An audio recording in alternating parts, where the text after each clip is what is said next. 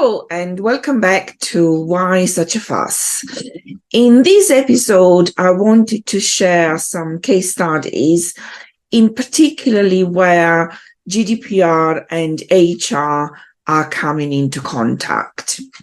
So prepare 3 that I'm hoping will be of use to you. So the first case is where an employer is dismissing an employee and negotiations are currently taking place. And during this period, during this negotiation, the employee submits a subject access request.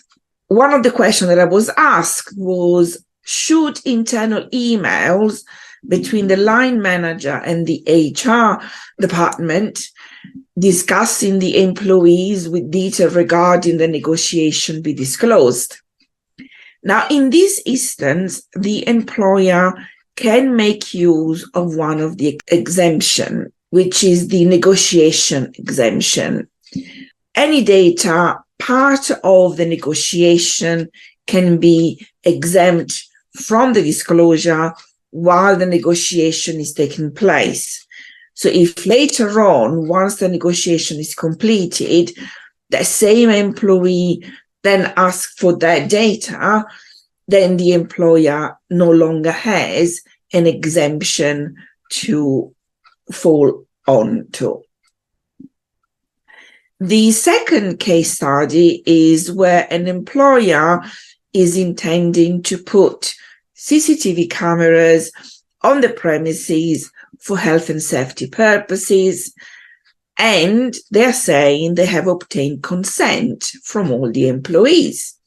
Is this okay? Now, in this instance, consent is not really a valid lawful basis here for several reasons.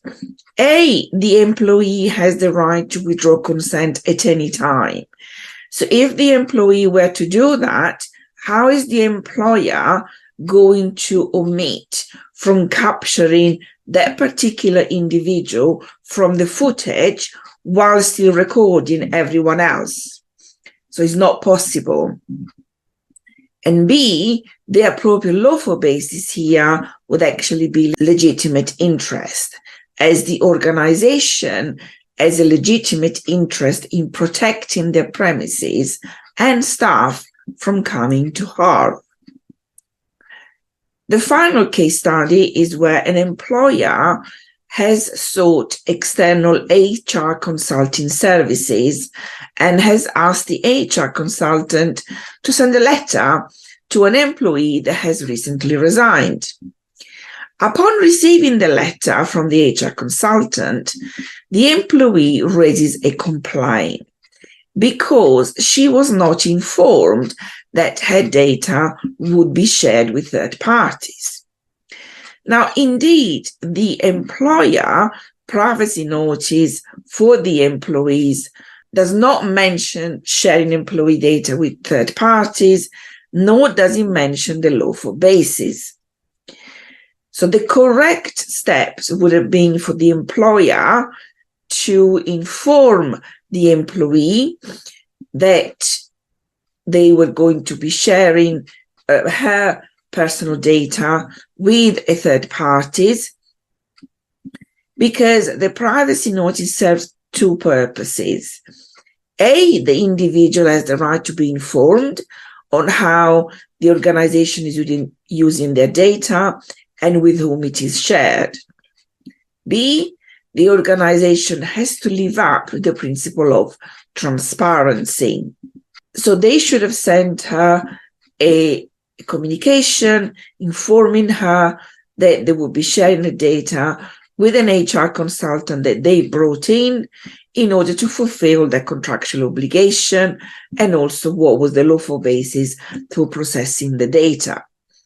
Furthermore, when appointing the HR consultant, the employer should have put in place a data processing agreement as part of Article 28.3 and Recycle 81 of the GDPR. So basically, which states that every time you're bringing in a processor, like an HR consultant, the relationship should be governed by a contract. I hope you found these case studies useful and informative, and I'm looking forward to seeing you in the next episode.